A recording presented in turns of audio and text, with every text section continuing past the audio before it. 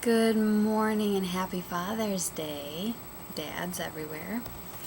Biracial Tiffany here. So many things I want to talk about, so I'm just going to talk about them and hopefully, perhaps, the thoughts will come out making sense and be linear and it'll be all nice and congruent, but I don't know about that. Anyway, where to begin? First of all, I just want to comment on the comments.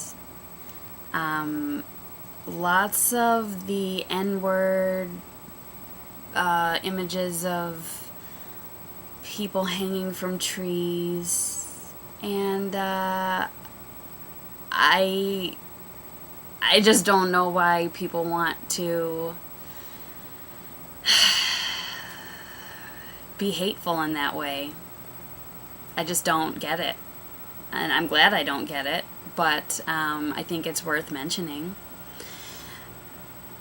My honest reaction to that, or what it makes me think, is that I'm assuming that it's black people that are writing these kind of comments, and it's really sad to me that either they really believe that all white people are horrible and are incapable of caring about anyone other than themselves. Although I can understand why someone would be led to believe that. I don't know, it just seems so hateful. And it also then makes me think, well, maybe this person is really so dissatisfied with being black themselves that they think that I'm trying to escape blackness, and that's not fair, or they think that I have an out and they would rather, if they have to be black in this society as black is defined, that I have to be black too. I just don't know. It's really astonishing to me. Anyone have thoughts on those kind of comments? I would really love to hear it. It makes me kind of sad. What else?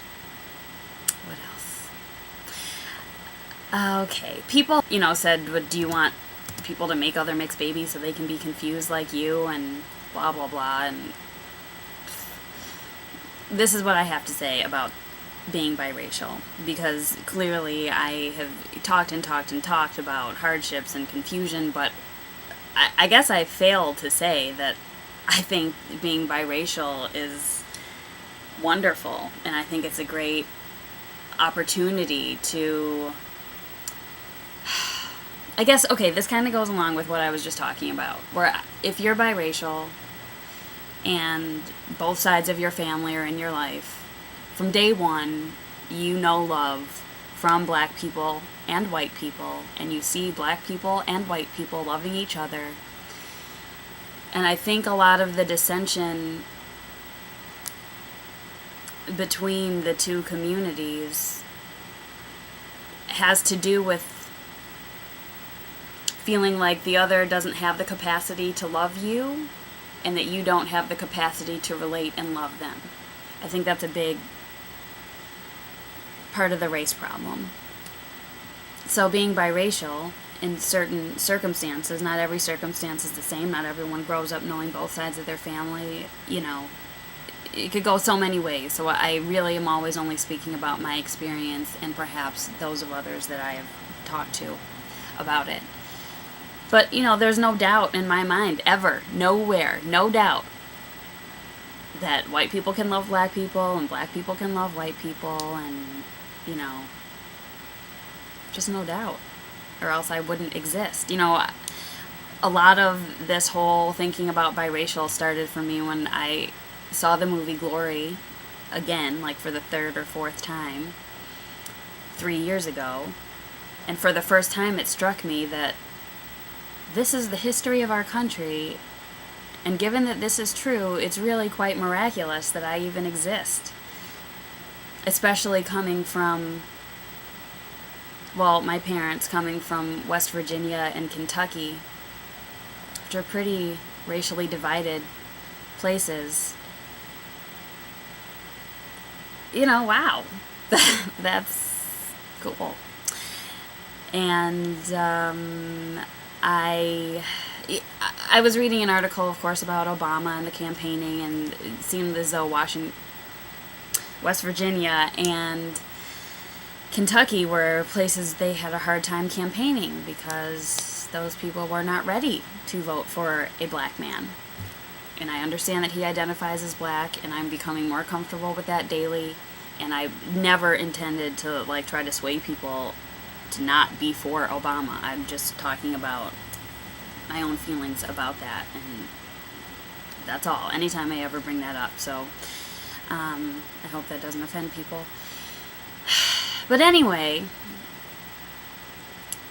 it just seems like a lot of barriers were crossed for me to be here, and I would like to continue crossing barriers. So that's all. It just makes me sad when people say you'd still be a nigger hanging from a tree. Like, what? Okay, I know. But that's not how we live now. So I'm not going to harp on that. Although I don't discount it. You know, I've been kicked off of airplanes for race reasons. I mean, just like crazy things have happened. I understand racism in America. I'm not immune to it. I am not trying to not be black. I'm just trying to be me, which is black and white. You know, I think there is something that it's not just DNA. It's kind of like an imprint of the experience of your forefathers that you get. And I'm not only going to subscribe to, deal with, talk about, function with half of that because that appeases most people and people are comfortable with that and that keeps things the way they are. You know, there's stuff in me that happens to be white. There's no escaping it. So, and I think it's great being biracial, and I think you have a lovely perspective, and you know, I don't know, whatever. So I just wanted to make it clear that I don't think it's sad to be biracial. I don't think it's bad. I don't think it's unfortunate. I don't think children are necessarily going to have a harder time. I could come out with the same issues just by virtue of being a girl, you know, in society and feeling like I need to be thinner, I need to be this. I could be just as insecure for other reasons. These just happen to be the reasons that I have the certain issues that I have, and so that's why I talk about them here. And I'm eternally grateful for people that listen and write to me, and I guess I'm even grateful for those hateful comments that make me think, wow, people still feel like this, and I need to try harder to bridge this big gap I see. Just kind of, I don't know, I don't even think I'm making sense right now because this whole thing doesn't make sense to me, but I just wanted to talk about it. And I know I'm forgetting some big thing that I wanted to say, but there's always next time, I guess. So, hope everyone has a lovely Father's Day. See you next time.